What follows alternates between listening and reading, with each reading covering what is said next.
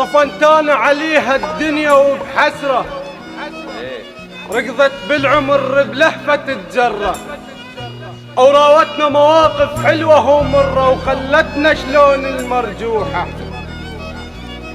يا عم الدنيا سفرة وبالك التيه الطريق، ولا تطخل الدنيا لو ثوبك عتيج، ولا تبادل بالربع خلك رفيج يتذكرك بالعشرة الزينة.